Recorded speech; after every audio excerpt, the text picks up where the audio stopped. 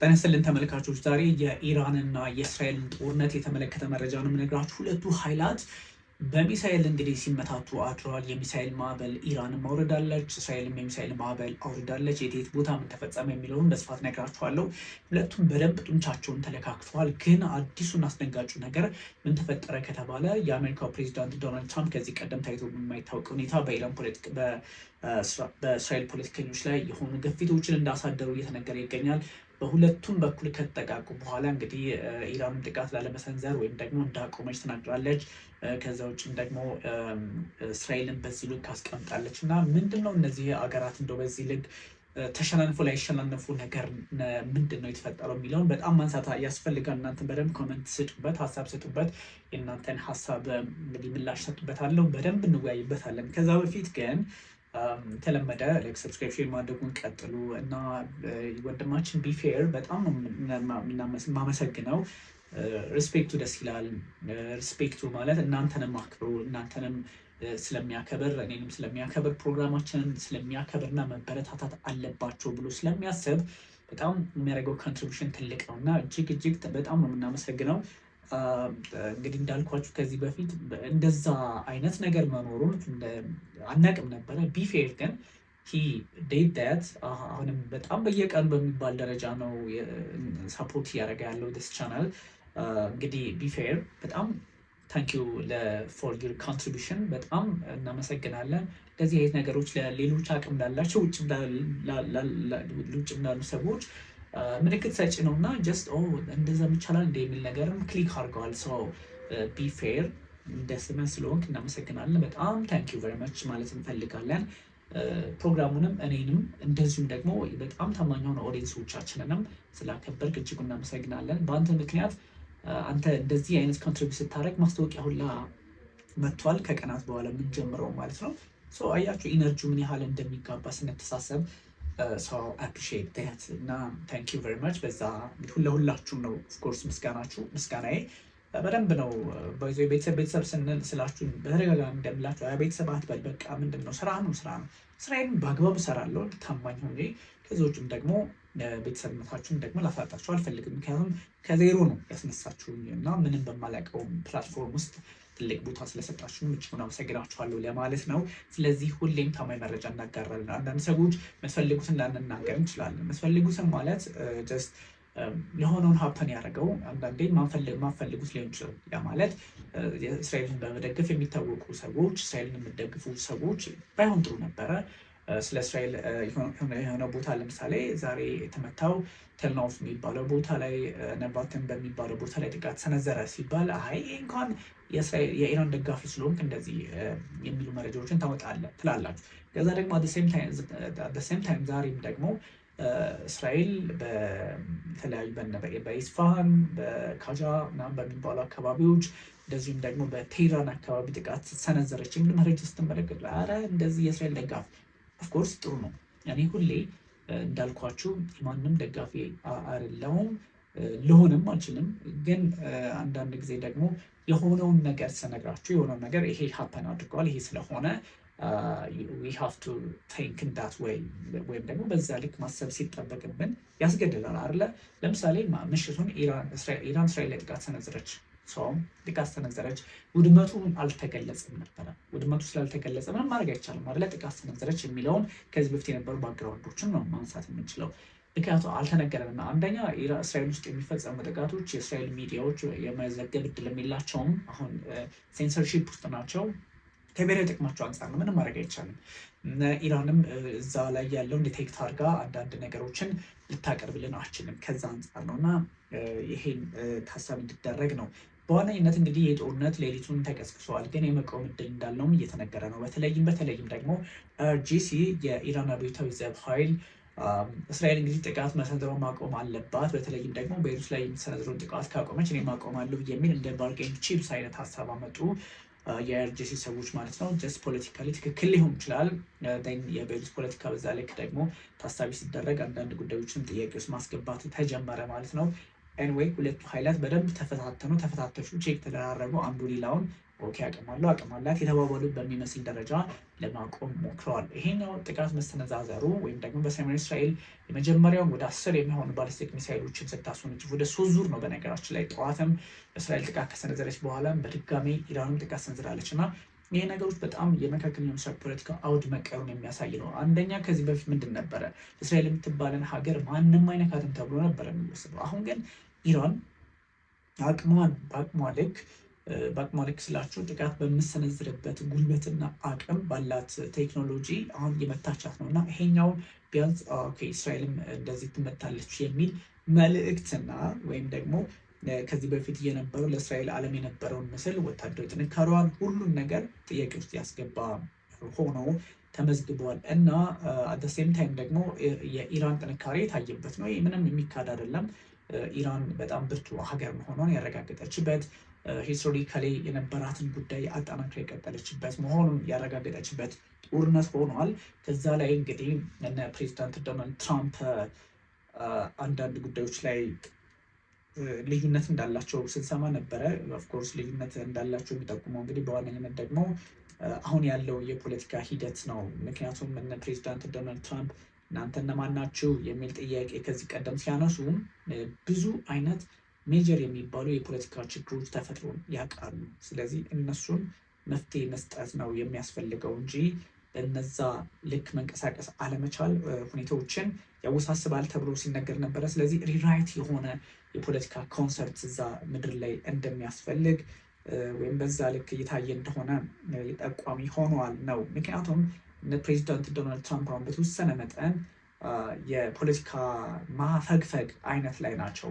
ከዚህ በፊት እንግዲህ እንደምታውቁት በመካከለኛው ምስራቅ ላይ አሜሪካ ያላት ፖለቲካ ይታወቃል። በመካከለኛው ምስራቅ ላይ በምታደርጋቸው እያንዳንዳቸው እንቅስቃሴ እያንዳንዱ የፖለቲካ ሁኔታ ላይ ቦታዋን ታውቃላችሁ። በዛ ቦታ ላይ ደግሞ የተሰፋ ልምድ ያላቸው ሀገራት እንደነ ፈረንሳይ እንደነ ብሪታንያ የመሳሰሉ ሀገራት ቢሆኑም እንግዲህ የአሜሪካን ጉዳይ ደግሞ እንደምታውቁትም ጠንካራ እየሆነ ስለመጣ አሁን ግን የፖለቲካ ሽፍት ተደርጓል። በተለይም ፕሬዚዳንት ዶናልድ ትራምፕ ምንድን ነው ያደረጉት፣ ምንድነው እያከናወኑ ያለውን የሚለውን ብንመለከት ብዙ ነገሮቻቸውን ኔታንያሁ ጋር ከዚህ ቀደም እንደተነጋገሩ ተሰዳድበዋል ጭምር ኤፎርድን በመጠቀም ይህ ከጤና እክል ጋር በተገናኘ ያሉ ስድቦችን በመጠቀም ተነጋግረዋል። አሁን ግን በኢራን ጥቃት ከሰነዘረች በኋላ ኢራን ላይ ድጋሚ ጥቃት እንዳይሰነዝሩ ፕሬዚዳንት ዶናልድ ትራምፕ ለጠቅላይ ሚኒስትር ቤንያሚን ኔታንያሁ እንደ ማሳሰቢያም እንደ ዛቻም ሰጥቷቸው ነበር። ይሄ ምንድን ነው የሚለው ስለዚህ ኢራንን ምንድን ነው ያሏት? ኢራን ይበቃሻል፣ የምር ነው የምላችሁ ይበቃሻል። ጀስት ሂ ሴድ ትራምፕ ያለው የምር ይበቃሻል፣ ወደ ጠረጴዛው መመለስ አለባችሁ የሚል ነው። ምንድን ነው ይበቃሻል?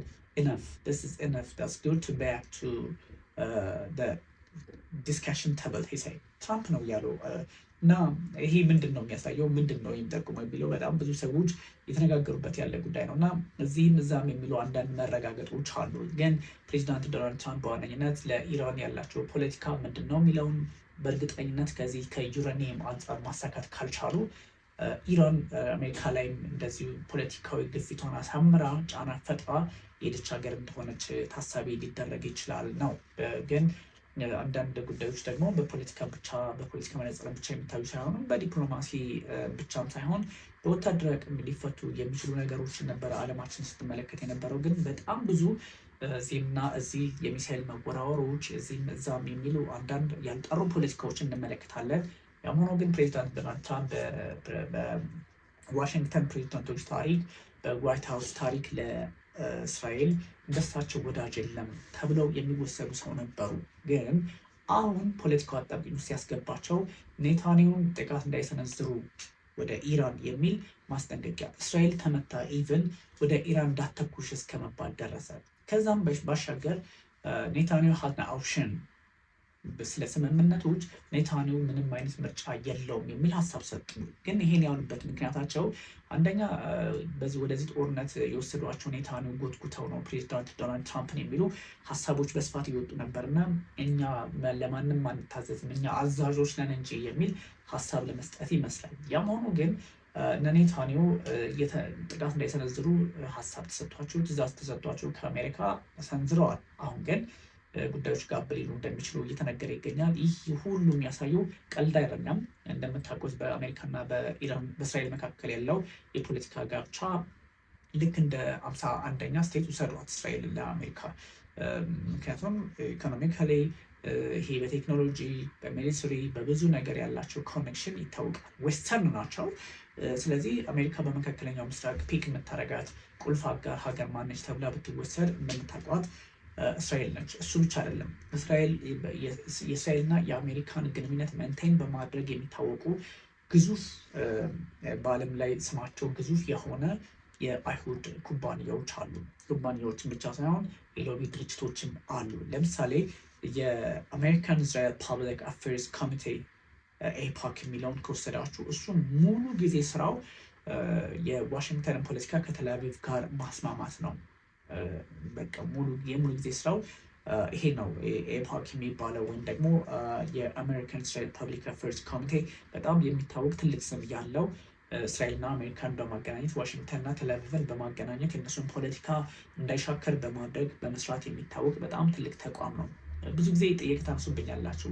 ለምንድነው ቴል አቪቭ የምትለው የእስራኤል ዋና ከተማ ኢየሩሳሌም አይደለችም ወይ ብላችሁ ብዙ ጊዜ ኮሜንት ስለምታደርጉ ነው። እኔ ሁሌ የምነግራችሁ ከመንግስታቱ ድርጅት ቻርተር እና ፕሪንሲፕል ወይም ደግሞ መንግስታቱ ድርጅት በሚጠቀምበት ነው። ሁሌ የመንግስታቱ ድርጅት የእስራኤል ዋና ከተማ ኢየሩሳሌም ናት ቢል ኖሮ ምንም እንትን የለውም። የእስራኤል ዋና ከተማ ኢየሩሳሌም ናት ል ነበረ።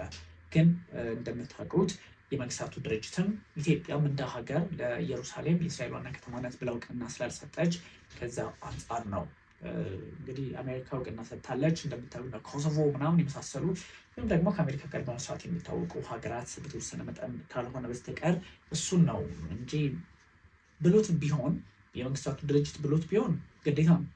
በቃ ኢየሩሳሌም የእስራኤል ዋና ከተማ ናት ብለን እናወራለን። ግዴታ ነው። ከዛ ደግሞ ኢትዮጵያም ጀሩሳሌም ኢዝ ዘ ካፒታል ሲቲ ኦፍ ኢዝራኤል ብላ ቢሆን ኖሮ እሱም ግዴታችን ነው። ሀገራችን ካለች ምንም ምርጫ የለንም ነበረ። ግን አሁን ባለው ሁኔታ ኢትዮጵያም እንደምታውቁት እውቅና የላትም ኢየሩሳሌም። ከዛም ሲሻገር ደግሞ የመንግስታቱ ድርጅትም የለውም። ሰው ቴል አቪቭ እያለን እንቀጥላለን ማለት ነው። ምንም የፖለቲካል እንትን የለውም። ይሄ አንደምታው የመንግስታቱ ድርጅትንና የሀገርን ሀሳብ ብቻ ከመውሰድ አንጻር ነው። ለዛ ነው እንግዲህ እንዳልኳችሁ ይሄ የአሜሪካ እስራኤል ፐብሊክ አፌርስ ኮሚቴ ኤፓክ የሚባሉ በጣም የታወቀ ብዙ ሰዎች የሚያውቁት ነው። ዋሽንግተንን በደንብ ከእስራኤል ጋር በማገናኘት የሚታወቅ ነው እና የዋዛ አይደለም ነው። ክርስቲያንስ ዩናይትድ ፎር እስራኤል CUFI የሚባል አለ። ክርስቲያንስ ዩናይትድ ፎር እስራኤል ይሄኛውም ትልቁ ስራ እስራኤል በአሜሪካ ፖለቲካ ጀርባ እንዳይሰጣት በማድረግ የሁለቱን ሀገራት ግንኙነት በማጠናከር ክፍተቶች ካሉ በመሙላት እንደዚሁም ደግሞ እስራኤልን የሚጠቅሙ የትኛውንም ማናቸውን ነገር በማድረግ የሚታወቅና የሎቢ ስራ በመስራትም በግልጽ በአደባባይ በይፋ የሚታወቅ ድርጅት ነው። እሱም አለ ኮንፈረንስ ኦፍ ፕሬዚደንትስ ኦፍ ሜጀር አሜሪካን ቸርች ኦርጋናይዜሽን የሚባል አለ። እሱም በዚህ ስራ ይታወቃል። እስራኤል አሜሪካን ካውንስል IAC የሚባል አለ። እነዚህ ግዙፍ ናቸው። የእስራኤልና የአሜሪካን ግንኙነት እንዲጠናከር በማድረግ የሚታወቁ የሎቢ ስራ በመስራት ዲፕ ስቴት ተብለው የሚወሰዱ ልክ 51ኛው ግዛት ኢራን ፎር አሜሪካ አይነት አንደምታ እንዲሰጠው በማድረግ የሚታወቁ ናቸው እና እነዚህ ስላሉ ቀልድ አይደለም፣ በቀላሉ የሚሆንም አይደለም። ያን ያህል ይፋታሉ ማለት ባይሆንም ኔታንያሁ ሴዝ እስራኤል ዊል ናት አለው ኢራን ቱ ዲክቴት ኤ ኒው ኢኩዌሽን የሚል ሀሳብ ሰጡ። ጠቅላይ ሚኒስትር ቤንያሚን ኔታንያሁ እንግዲህ አሁን ያሉት ምንድን ነው? that he had ordered the army to strike targets in Beirut and also ordered strikes against commercial targets in Iran after Hezbollah fired on Israel። እንግዲህ እስራኤል ጥቃት ላሰነዝር እንደምችል መረጃዎች ይወጡ ነበረ። ቀደም ሲል እንደነገርኳችሁ በተወሰነ መጠን መረጃዎች እየወጡ ነበር እና እነዚህ መረጃዎች ምንድነው የሚጠቁሙት? ጠቅላይ ሚኒስትር ቤንያሚን ኔታንያሁ ጦርነቱን ጋብ ሊያደርጉት ይችላሉ፣ አንደኛ ኢራንም ፍላጎቷ እንደዛ በመሆኑ የሚል መረጃ እየወጣ ነበረ። IRGCም IDFም ጋብ ለማድረግ በአሜሪካ ግፊት አማካኝነት በሁለቱም ማለት ነው። አሜሪካም እንደምታውቁት ፖለቲካሊ በዛ ልክ ርቃ የመሄድ ፍላጎት ስላላት በጦርነት እንደማያዋጣ የገባት ይመስላል። በተለይ ትራምፕ ደግሞ አስተዳደራቸው ከዚህ ከመካከለኛው ምስራቅ ብቻም ሳይሆን ከዚህ ከኤሌክሽን ጋር ሚድተርም ኤሌክሽን አለ። አንድ ፕሬዚዳንት 4 ዓመት ለሚያገለግለው አሜሪካ ላይ በሁለተኛው ዓመት ላይ የምርጫ ይደረጋል። ሚድተርሙ እንግዲህ የኮንግረሱን መቀመጫ ሊቀያይር ስለሚችል ፕሬዚዳንት ዶናልድ ትራምፕ አሁን በላይኛው እና በታችኛው ምክር ቤት በሁለቱም ስለሚበልጡ እሱን ሉዝ እንዳያደርጉ ከማሰብ አንጻር ነው። እሱን ካጡ ኢምፒች ሊደረጉ ይችላሉ። ፕሬዚደንሻል ክስ ሊመሰረትባቸው ይችላል እና እሱንም ስጋት ይሆናል። በብዙ ነገራቸው ግን እሱን በማስተካከያ ወስደውታል ፕሬዚዳንት ዶናልድ ትራምፕ። ያ ሆኖ እንደዚህ አይነት ሁኔታዎች ባሉበት መንገድ ጠቅላይ ሚኒስትር ቤንያሚን ኔታንያሁ ሄዝቦላ ወደ እስራኤል ጥቃት መሰንዘሩን ተከትሎ ኢራን ማናት? ኢራን እሷ አዲሱን ስርዓት ወይም ደግሞ አካሄዱን በፈለገችው መንገድ ለማስኬድ እኛ እድል አንሰጣትም፣ አዲሱን ሂሳባዊ ስሌት በእሷ መንገድ እንዲሆን አንፈቅድም በሚል በቤሩትም ጥቃት ይሰነዘራል ብለዋል። እስራኤልም ላይ ኢራንም ላይ ታርጌት ሊደረግ ይችላል ተብሏል። በዚህ ከተመታች ደግሞ ኢራን አሁንም ጥቃት ልትሰነዝር እንደምችል ከዚህ ቀደም በተደጋጋሚ ስትናገር ነበረ። ትናንትናም ጥቃቱን አዳሩን የፈጸመችው ከዚህ አንጻር እንደሆነ ግምት ውስጥ መግባት አለበት ነው። እንግዲህ ስትራይክስ አጋንስት ኮመርሻል ታርጌትስ ኢን ኢራን የሚልም ሀሳብ ወጥቷል። ኢራን ትራይ ቱ ዲክቴት ኤ ኒው ኢኩዌሽን ዋን that we cannot accept, he said in media address. And after we target the terrorist regime in Iran, they stop their attacks against us. የሚል ሀሳብም ሰጥተዋል። ኔታንያሁ እንግዲህ one that if they commit another error and strike us again, we will respond harshly simply because we have the right to defend ourselves ነው ያሉት። ኔታንያሁ እንግዲህ ጥቃት የሚሰነዝሩብን ከሆነ ከዚህ በኋላ እኛ እጅግ አስቸጋሪ የሆነ ጥቃት እንሰነዝራለን፣ ሃርሽፉሊ የሆነ ወይም ደግሞ ሃርሽ የሆነ ከዚህ በፊት ባልፈጸምነው ልክ የሚል ሀሳብ ሰጥተዋል። በዛ ላይ ሌላ መረጃ ወጥቷል። ዩኤስ ኤንቮይ ሳይዝ ትራምፕ ኦልሞስት ጎኢንግ ቱ ኤ ፋይት ዊዝ ኔታንያሁ የሚል ሀሳብ ሰጥተዋል። የአሜሪካ አምባሳደር ሚካኤል ኢሳ ይባላሉ፣ በሊባኖስ ያሉት ማለት ነው። እሳቸው ሂንትን ያደረጉት ዲስአርጊመንት በኔታንያሁ እና በትራምፕ አማካኝነት አለመግባባቶች እንዳሉ ሀሳብ ሰጥተዋል። ያ ማለት ኔታንያሁ እና ትራምፕ አልተግባቡም በአንዳንድ ጉዳዮች። ኦልሞስት ጎ ኢንቱ ኤ ፋይት ዱላ ቀረሽ ወይም ደግሞ ለጸብ የሄደ አይነት ነው። ፕሬዚዳንት ትራምፕ እና እንግዲህ ኔታንያሁ ሊባኖስ ላይ ጥቃት በመሰንዘር እና ባለመሰንዘር አማካኝነት ነው እንደዚህ ዱላ ቀረሽ ውስጥ ገብቶ ነበረ። ሊመታቱ ሁላ የሚመስል ነገር አድርገዋል እየተባለ የሚገኘው እንግዲህ ዲስክራይብ ኢሳ ማለት ነው። ቤሩት ጫፍ ላይ ሰበርብ የሚባለው የቤሩት ጫፍ ላይ የሄዝቦላ ብዙ ጊዜ ፖለቲካል መንቀሳቀሻው ቦታ ነው እና እዛ ላይ ባለው ሁኔታ አጋጣሚ ለምንድነው ጥቃት የሚሰነዘሩት ከሚለው ኔታንያሁ እና ትራምፕ አንዳንድ አለመግባባቶች ነበረባቸው እና እሱን ነው ያደረጉት እንግዲህ። ስለዚህ ዱላ ቀረሽ ወይም ኦልሞስት ፎር ፋይት የሆነ ግንኙነት ወይም ኤንድ ፋይት የሆነ ግንኙነት ነበራቸው የሚል ሀሳብ ነው የተሰጠው። እስራኤል እንግዲህ በዚህ አጋጣሚ ሁኔታዎችን በራሷ መንገድ ማትቋጨው ከሆነ ትንሽ አስቸጋሪ ነው። የኢራን ኔጎሽዬተር ተደራዳሪ እንግዲህ መሐመድ ባጋር ጋሊባፍ ናቸው። የቃል አቀባዩ ማለት በጣም ቁልፍ ሰው ናቸው። የቻይና አምባሳደር አሁን ይሆናሉ። እሳቸው እንግዲህ እስራኤልና አሜሪካ ለድርድር ትክክል ያልሆኑ ናቸው በሚል ሀሳብ ሰጥተዋል። በዛ ላይ አሁን እስራኤል አግሬሲቭሊ ብዙ ሰዎች በዚህ ሚሳይል በመተኮሱ ላይ ብቻ ነው ትኩረት ያደረገው፣ ግን አግሬሲቭሊ በሊባኖስ በተለይ በዚህ በታየር በሚባለው አካባቢ እንግዲህ ይሄ ደህያ በሚባለው በቤሩት አካባቢ ጥቃቷን አጠናክራ እንደቀጠለች የተነገረ ነው። የኢራን ፖለቲከኞች በጉዳዩ ላይ መፍትሄ መስጠት እንዳለባቸው ቢነገርም ግን አሁን ያለው ሁኔታ ትንሽ አስቸጋሪ ሆኗል። ሁለቱም እናንተ እና እኛ እንግዲህ ተጠጋግተን መቀጠል ያለብን እንጂ የምንታረቅ ሰዎች አይደለንም የሚል አይነት ነው። እስራኤል አታክስ ኦን ኢራን ኦቨር ዘ ፓስት 24 hours ውድድ አትሊስት 15 ሰዎችን ቢያንስ እንደ ጉዳች የናሽናል ኢመርጀንሲ ሜዲካል ኦርጋናይዜሽን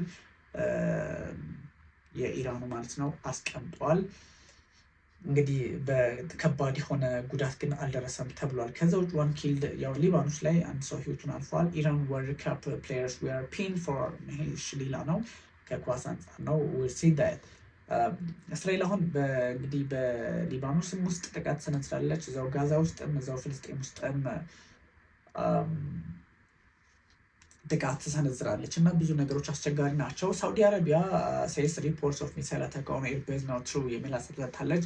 የሳውዲ አረቢያ መከላከያ ሚኒስትር ፕሪንስ ሱልጣን ማለት ነው ኤርቤዝ ቢንግ ታርጌትድ ኢን አታክ አር አንትሩ እውነት አይደለም ወይም ደግሞ ጥቃት አልተሰነዘረብንም የሚል ሀሳብ ነው የተሰጠው እና ኢራንስ ኒው ስትራቴጂ ኦፍ ዲትረንስ ፎርስስ ዩኤስ እስራኤል ቱ ቲንክ ትዋይስ ሁለቴ አሜሪካና እስራኤል ሁለቴ እንዲያስቡ አስገድዷል። አሁን እየሄደችበት ያለው ጉዳይ ማለት ነው። ለምንድን ነው እንደዚህ የሆነው?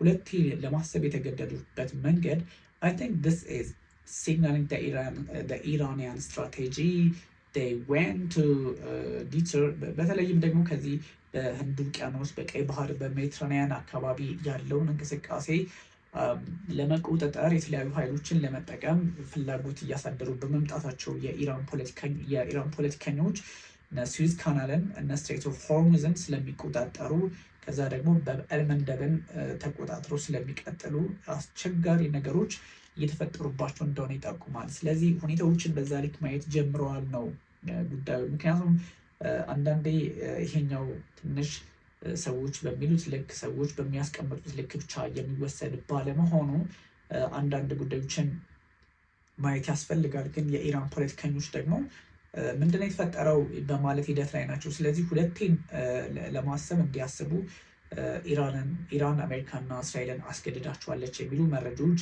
መውጣታቸውን እንግዲህ እየቀጠሉ ይገኛል። በተለይም ደግሞ እነ ፕሬዚዳንት ዶናልድ ትራምፕ ይህን ጉዳይ በምን መንገድ ነው ሊቋጩት የሚችለው፣ በምንድን ሁኔታ ነው የሚለው አስቸጋሪ ቢሆንም በአንዳንድ የፖለቲካ መንገዶች ደግሞ ጥቃትን በጥቃትን ብቻ ሳይሆን ለመፍትሄ አገልግሎት የሚውል የፖለቲካ ስርዓትን ማስቀመጥ ይፈልጋል።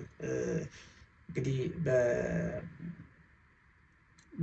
በቤንጎሪዮን ኤርፖርት አካባቢም ደግሞ ከባድ የአሜሪካ እንግዲህ እነዚህ የጦር ኃይሎች የሚይዟቸው የሚያንቀሳቅሷቸውን ፕሌኖችን የተመለከትን ነበር እና ክራሽ ላንዲንግ ኢራንያን ሚሳይል ደብሪስ ሂት ሳውዘርን ሲሪያ እንደ ሚድል ኢስት ማርክስ 100 ዴይስ ምናምን የሚል ከዚህ በፊት በሶሪያ አካባቢም እንደዚሁ ጥቃት ደርሷል እና ይሄ ትንሽ የእነዚህ ሁለት ሀገራት መፍትሄያቸውን በጦርነት ብቻ እያደረጉ የሚቀጥሉ ከሆነ ዓለም መቼም ነው ሰላም ማታገኘው። ስለዚህ ዓለም ሰላም ሲባል እነ ኔታንያሁም እነ ሙጅተባ ሐመኒም መፍትሄ ማምጣት አለባቸው። መፍትሄያቸው ግን ሁሌ የጦርነት ከሆነ ስቲል ዴንጀርስ ነው፣ ኤስኬሌሽንም ከባድ ይሆናል የሚል መረጃ መውጣቱን ቀጥሏል። ግን እነ እስራኤል አሁን ደግሞ ያሉበት የፖለቲካ ግፊት በተለይ ህዝባቸው ትንሽ አስቸጋሪ ሆኖባቸዋል። ምክንያቱም የጦርነቱን አስፈላጊነት በብዙ መንገድ በጥያቄ